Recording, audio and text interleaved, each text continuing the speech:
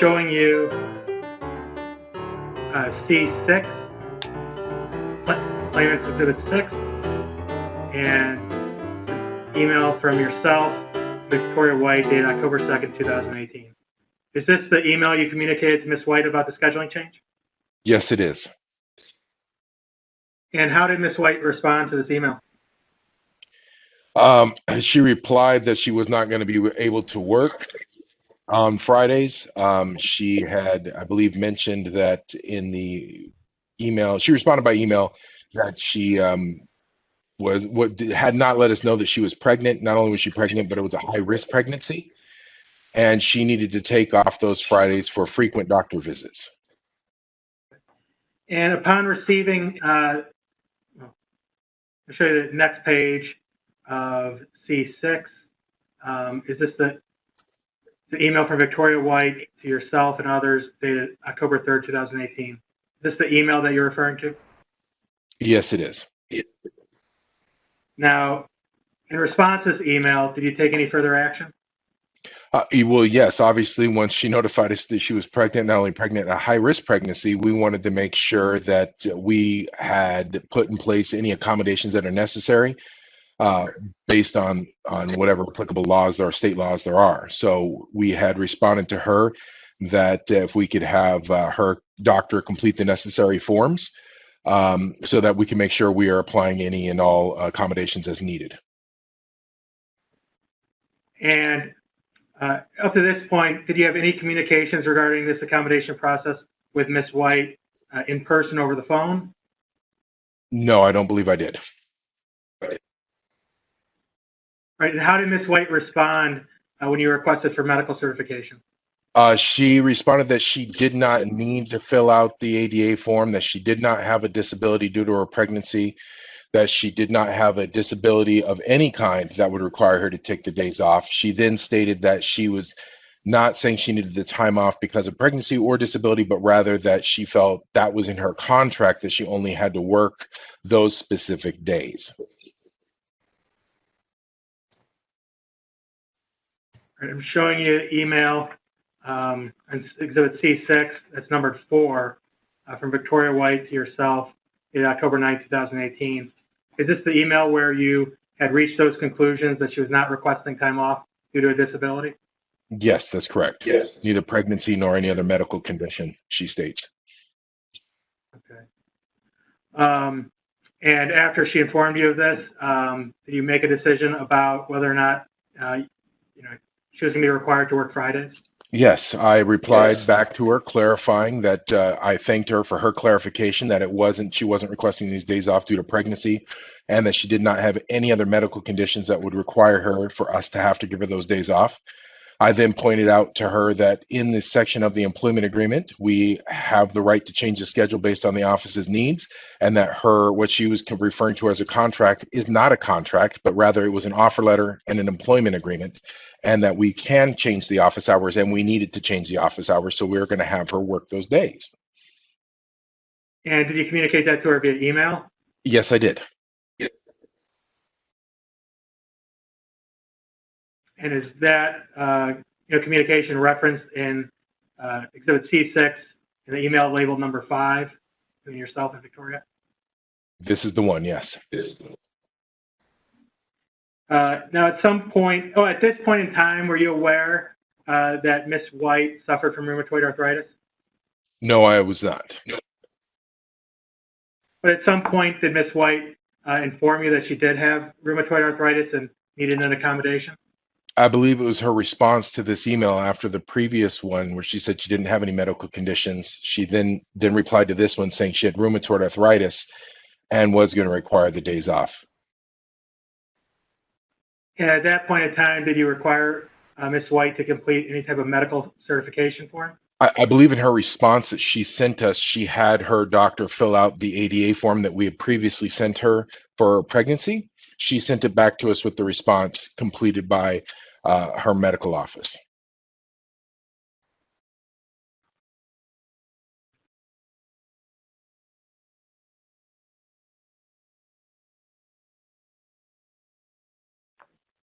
To show you what's been marked as Respondents Exhibit 16.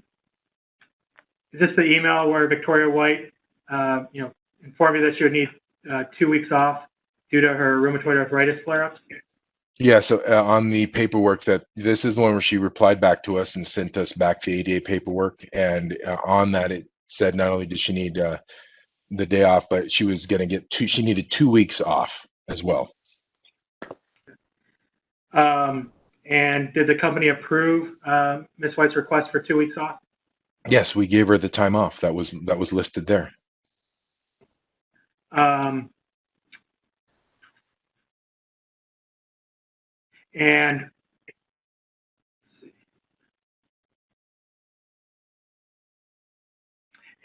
during this time, did you have any concerns regarding the medical certification that Ms. White had provided? On the certification that it did provide, where it talked about length of time that these accommodations are going to be necessary, all it listed was that she needed 2 weeks off. We needed to know on some of the limitations and duties, how long these types of accommodations were going to be necessary. Were these a temporary, were they a long-term or permanent type of accommodations that we were going to have to deal with? And did Ms. White provide a follow-up certification form? We did get a secondary follow-up, yes, from her. On the form, it was the same form that appeared to be the same exact form that we had previously gotten. However, the comment section had some additional comments written in different handwriting than the original, that were undated and unsigned. I'll show you what's been marked and entered as Respondents Exhibit 19, the Employee ADA Medical Certification Form.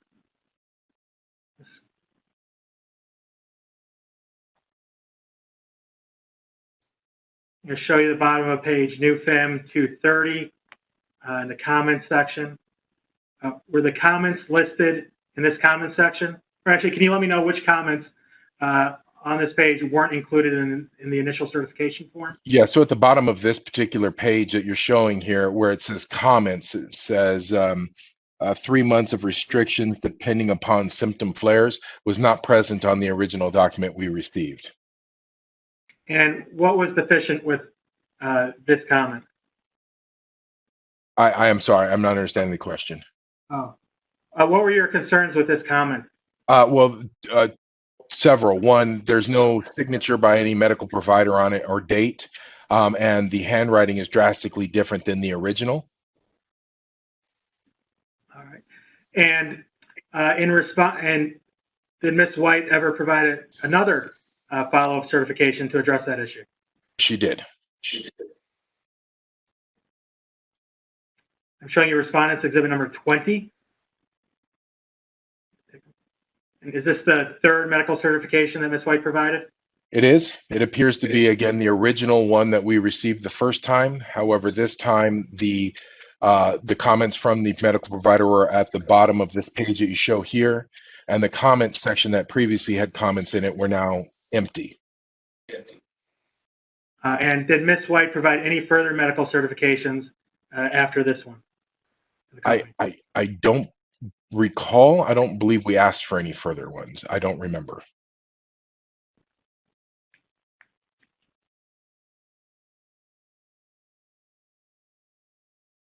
I'm going to scroll to the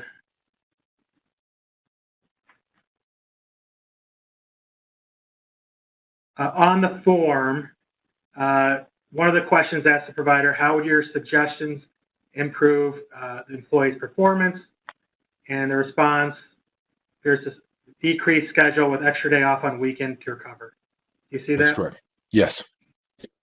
Did the company ever explore any alternatives to that potential accommodation with Ms. White? Yeah, I believe we were hoping to speak to the medical provider in detail regarding this, as if did it have to be a Friday or Monday for the weekend, or being that those are the busiest day of the week, we wanted to seek and see if we gave her additional day off sometime in the middle of the week, would that suffice for her rest time as well?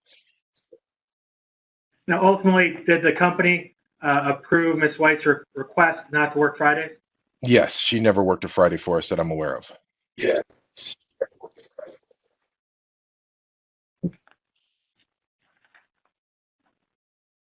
Now, were you involved in the decision to terminate Ms. White's employment? I was, yes. Can you describe the nature of your involvement? Yes, I'm again part of the management team that oversees the office. We were evaluating the financial status of the office, the direction that it was going, and was looking at cost savings to stammer the loss of the office. And who else was involved in the decision to terminate Ms. White's employment? Brad Palbicki and Dr. Carlos Feliciano, and I believe at the time Dr. Christopher Sandra as well. Could you go over that slower so that, could you state those names again? Yeah, Brad Palbicki, Dr. Christopher Sandra, Dr. Carlos Feliciano. And Sandro, could you spell that for?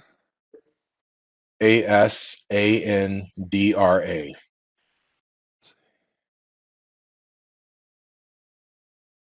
And the last one? Feliciano, Feliciano.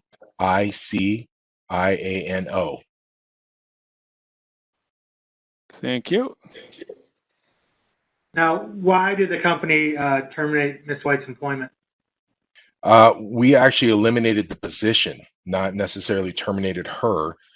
We eliminated the position of the provider as the office could no longer afford to sustain an extra medical provider. Now, Ms. White had testified that earlier, that in 2018, the company had approached her about buying into the business. Did that occur? I'm unaware of that conversation. I don't believe I was party to that conversation. Well, the time you made a decision to terminate Ms. White's employment and eliminate that provider position, can you describe the financial condition of the clinic at that time? We were losing money. And how long had that been going on? Pretty consistently for most of 2018. Now, at the time you made the decision to terminate Ms. White or her employment, was there an individual named Julie Driscoll working for the company? Yes. And were you involved in the hiring of Ms. Driscoll for New Mail? Or New, I I'm was. sorry, for New Medical? New Medical? Yes, I was. And how did Ms. Driscoll become employed by New Medical? She reached out to us that she was looking for a job, and we offered her a job. And what job did you initially offer her? She was hired in as a medical assistant and laboratory. She ran our lab at Newfem.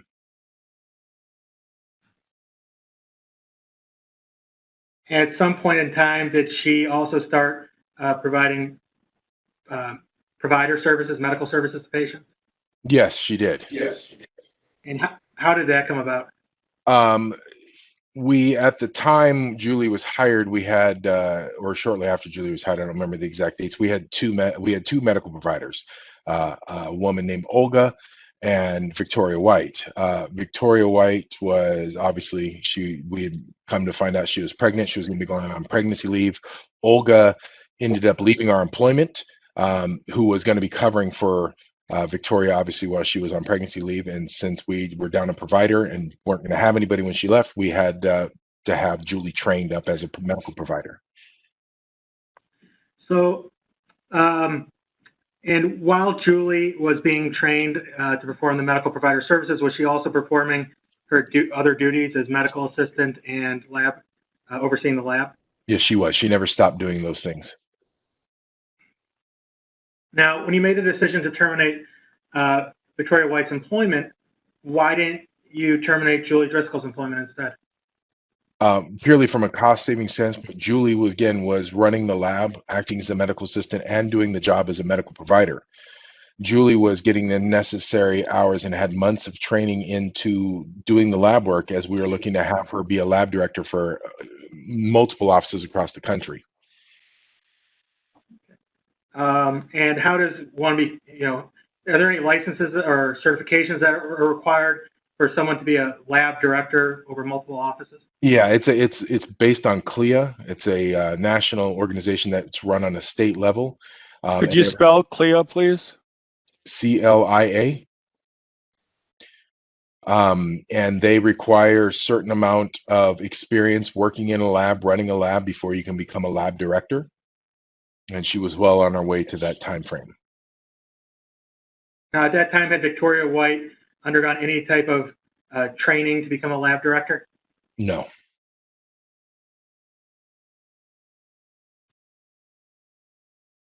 Has New Mail ever hired anyone to replace Victoria White? No, we have not. And there's also testimony from Ms. Driscoll that she had resigned her employment with New Mail in September of 2019. Is that consistent with your understanding as well? Yes, that is correct. And so at the time, did New Medical hire anyone to replace Ms. Driscoll? No, we did not. And why not? We couldn't afford to do so. The office was still losing money.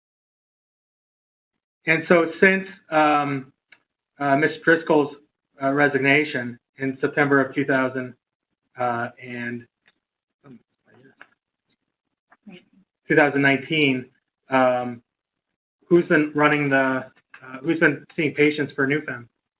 Dr. Carlos Feliciano, the owner of the clinic.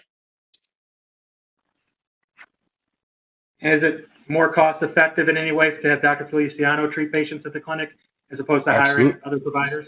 Yeah, absolutely. He's not being compensated to see the patients. So, yes.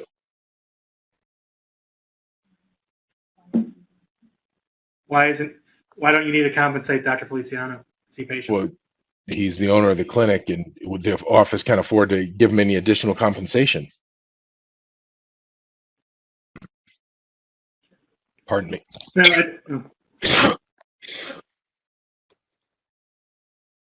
Now, at the time you're involved in the decision to terminate Ms. White's employment, were you aware if she had complained to anyone in the company about being treated unfairly because of her disability?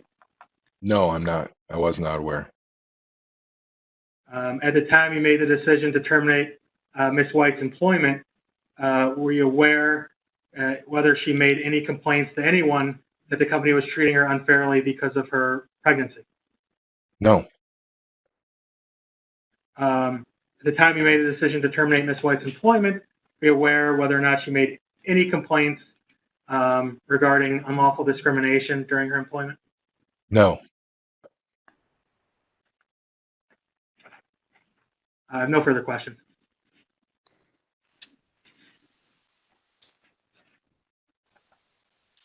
Okay, Mr. Olson, cross.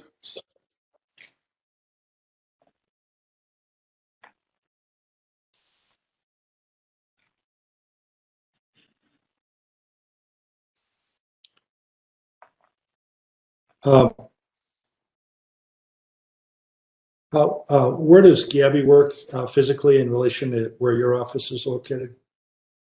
Gabby, she is one wall over. Okay. And do you interact with her daily in the course of your respective jobs? I would say that's pretty frequently, if not daily, very often. Okay. And are you peers or are you at different levels in the organization? Well, I would say I'm above where she is. She's a director. I'm the vice president. Okay. And she reports to you? She reports to myself and Brad Palbicki, yes. Okay. And she told you, or you discussed with her at the time that you found out that Ms. White was pregnant, correct? I don't remember any direct conversation. You heard that someone had suggested that Ms. White was pregnant with her coworker's child? I never heard that. You never heard that? I never heard that. anything about that? Nope. This is the first time hearing about it.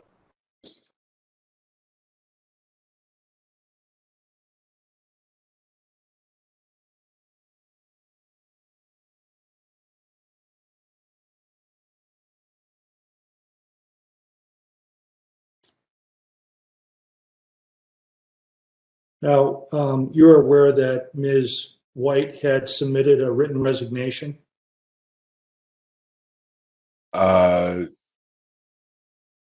Miss White, wait, Victoria gave us a resignation letter. Yes. I never saw that or heard of that either. Okay. So you weren't aware of her submitting a resignation and then withdrawing it? I don't ever recall that, no.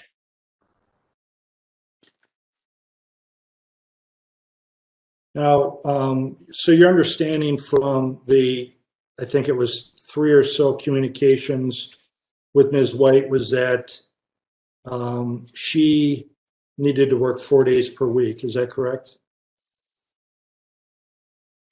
From the communications, it was, if I recall correctly, if we're going through them, she first said that she felt she had a contract that allowed her to work only 4 days a week, which I corrected. Then she said she had a high-risk pregnancy and was pregnant and needed the day off for doctor's appointments, which she then recanted and said that she didn't need it because of pregnancy and she didn't have any medical conditions, which then I clarified with her again, saying, yes, okay, I understand is you don't need the day off for pregnancy, you don't need the day off for any other medical conditions, and corrected her thought of having a contract that she didn't have.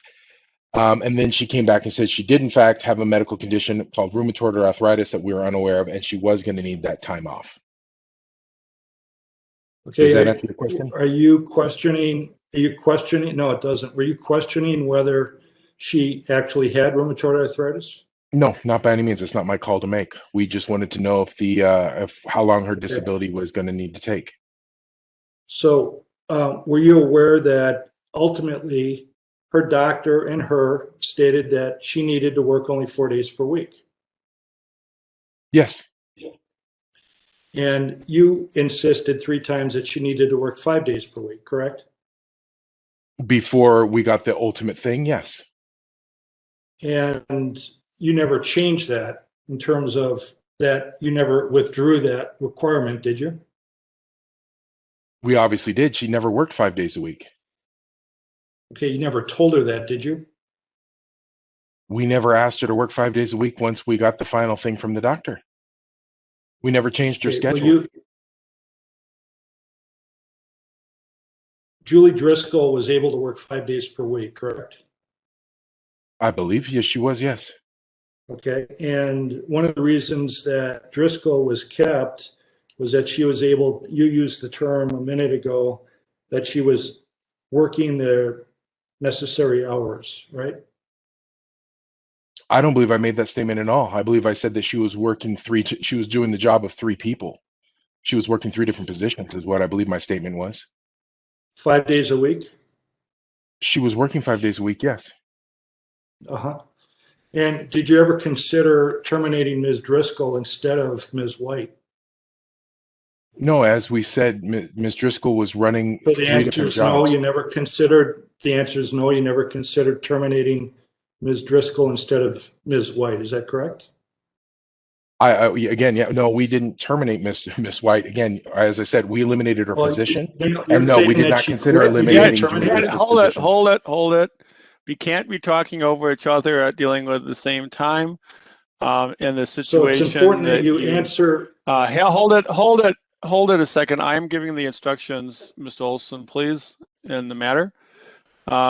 You need to let yourself, if there is not an objection to the question and you do have attorneys, that they will answer the question. I mean, they object to the question if there's an issue with it. Otherwise, that dealing with that, you need to answer the question. And nobody likes that yes or no questions.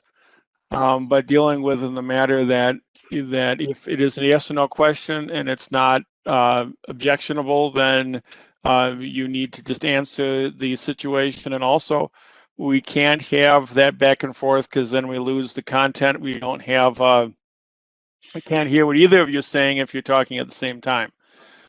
So go ahead with your next question, Mr. Olson. All right. So your answer is that you never considered terminating Ms. Driscoll instead of terminating Ms. White. Is that correct? That is correct. And you said you testified about Ms. Driscoll coming to your employ. Was she already working in the organization? She was before working she went for. to- She worked for me in a different capacity at another organization. Okay. And she left that organization because it was raided by the FBI or the DEA? Is that She correct? left the. I don't know the specific reason why she left. I wouldn't say it was directly. She didn't leave the day the DEA raided that organization. No. Okay. Was that organization closed down pursuant to a stipulation with the government? No, no, there was no stipulation to the government on that. We closed the organization down and we notified the government that we had closed the location down. Okay. And that was after it was raided under the accusation of it being a pill mill for opiates. Is that correct? That is correct. And Ms. Driscoll came to you stating that her reputation had been destroyed as a result of that, correct? Yes, I believe that she was upset because her name had been in the paper. Yes. Right. And she said basically that you owed her a position because her name was mud, so to speak, and she wouldn't be able to get a job elsewhere. No, Correct? that is not correct. She demanded that you employ her, didn't she? No, she did not demand anything. She indicated to you that she was going to go to the press and talk about the raid unless you found another position for her, correct? No, that's a lie. So if she testified to that, that'd be a lie. Is that right? She never told me that. And were you or the organization paying all of her legal fees in that those criminal charges? We covered all the legal fees for all of the employees that needed an attorney. Okay. And she was the main witness in that matter. Is that correct? We had several providers. We had several people they interviewed. Okay, but I thought she was identified as the #1 opiate prescriber in the entire state of Wisconsin.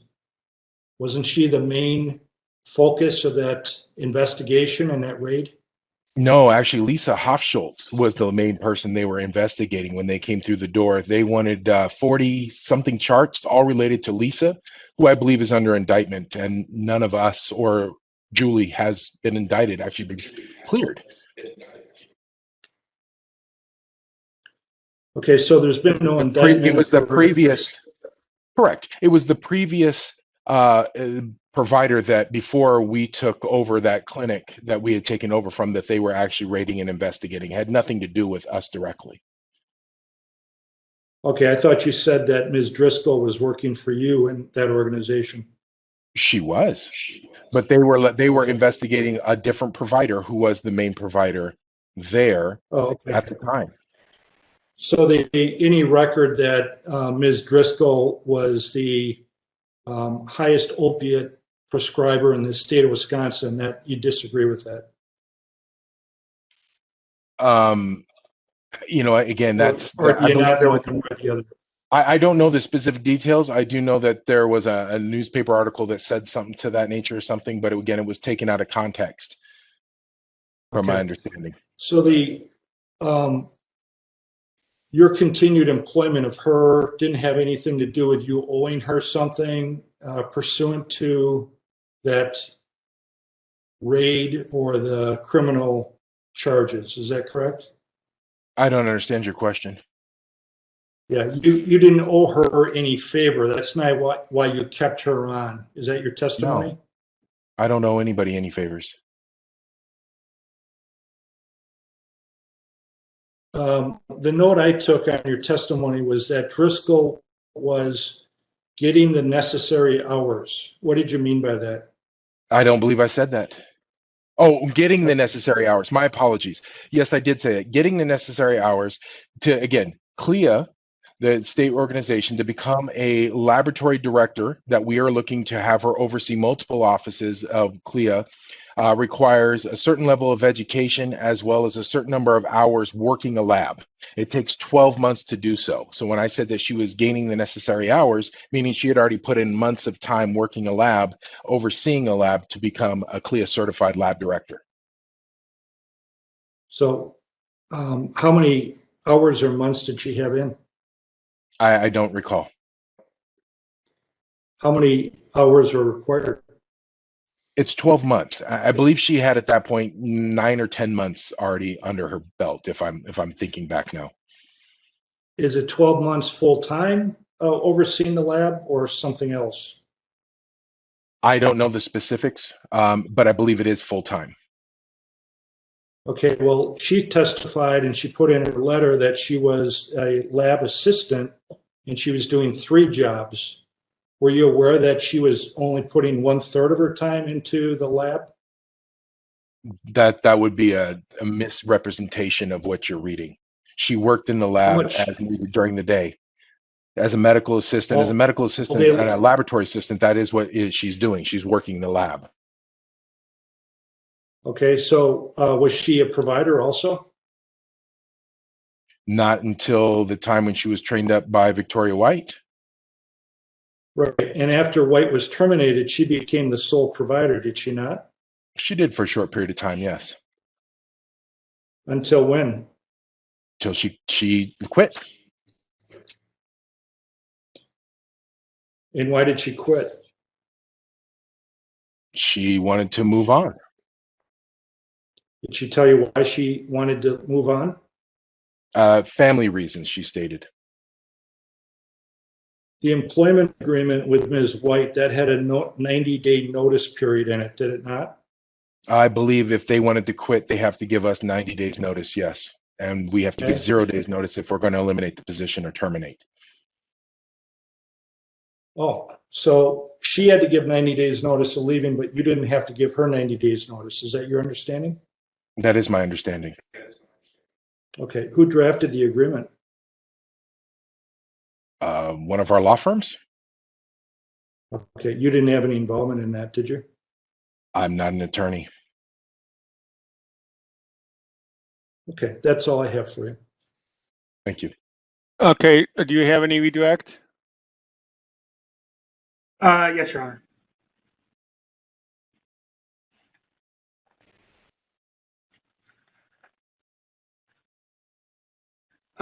You testified before that when you were considering terminating Ms. White's employment, you didn't consider terminating Ms. Driscoll's employment, but did you consider eliminating the lab director position at that time? I don't remember the specifics of the conversation. I know we even contemplated closing the entire clinic down, but it wasn't actually feasible to do as well. Other than the provider position, did you contemplate eliminating any other positions? To be honest with you, I couldn't honestly tell you. I can't remember. I know we looked at the financials and looked at all avenues of cost savings.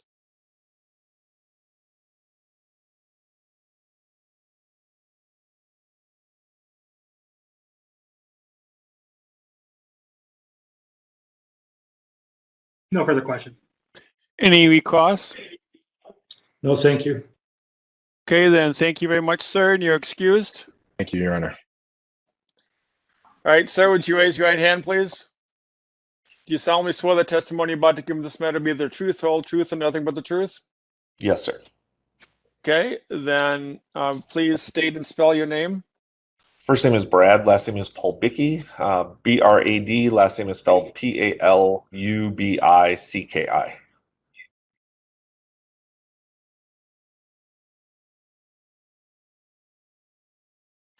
Okay, go ahead. Brad, where do you currently reside? Henderson, Nevada. Okay. And are you currently employed? Yes. Yes. And where are you employed? New Mill Corporation. Okay. And what position do you hold with New Mill Corporation? President And how long have you held this position? since 2013. And as president of New Mill Corporation, do you have any affiliation with New Medical SC? From a management oversight, yes. Okay. And did you have any involvement with the management of the clinic in which Ms. White worked? Yes. Yes. Okay.